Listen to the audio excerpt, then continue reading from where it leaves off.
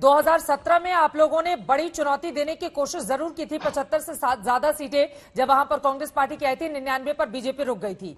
लेकिन जैसे ही लोकसभा की बारी आती है, आंख बंद करके ऐसा लगता है पूरी की पूरी 26 सीटें 2014 में भी और 2019 में भी गुजरात की जनता ने मोदी के नाम पर देने का काम किया।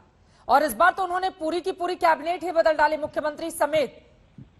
और बार बार बीजेपी इस बात को लेकर आगे चल रही है कि गुजरात में तो मोदी मॉडल ही काम करेगा। और खुद प्रधानमंत्री भी यूपी समेत 4 राज्यों की जीत के बाद गुजरात पहुंचे और वहां पर बीजेपी ने जश्न मनाया।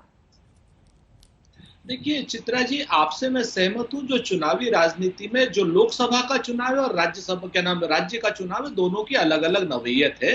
लोकसभा के चुनाव में ब्रांड मोदी ने बहुत अच्छा काम किया और दोनों बार में वो 26 सीटें जीते, इसकी हमें कोई भी वो नहीं है, वो बिल्कुल प्रत्यक्ष है।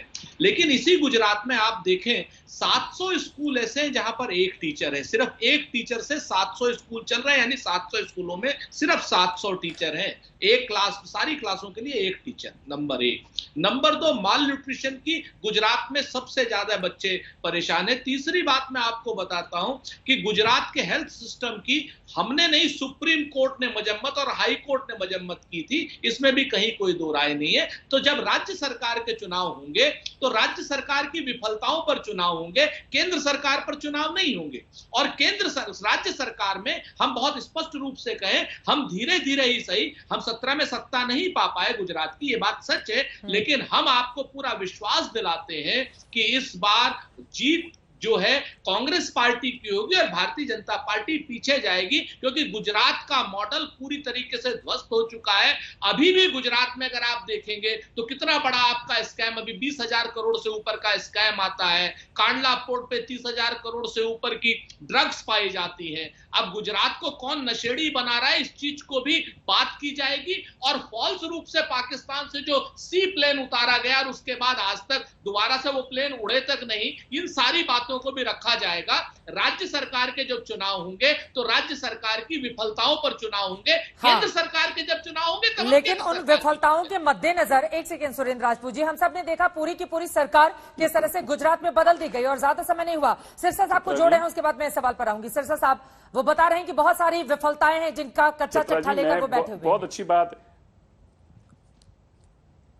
पर सुरेंद्र राजपूत जी की मुझे एक बात बड़ी अच्छी लगी। सुरेंद्र जी, मैं आपको बड़े हम्बलनेस के साथ और इस उम्मीद के साथ कि मेरी कहीं बात सच ना हो जाए, कहीं ये जो आप कह रहे हैं कहीं ऐसा ना हो कि कांग्रेस आपको आज प्रवक्ता के रूप में हटा दे।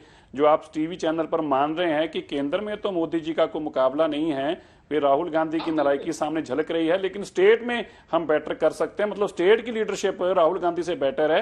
ये जो आप एडमिट कर रहे हैं नेशनल चैनल पे कि हाँ उनको 26 सीटें मोदी जी को आती आएंगी, तो मुझे लगता है कि ये चैलेंजिंग होगा आपके लिए। अगर कांग्रेस लीडरशिप देख रही होगी तो कहीं आपकी कुर्सी को खतरा ना हो जाए। मैं आपका वेल विशर होने के नाते कह रहा हूँ आपको।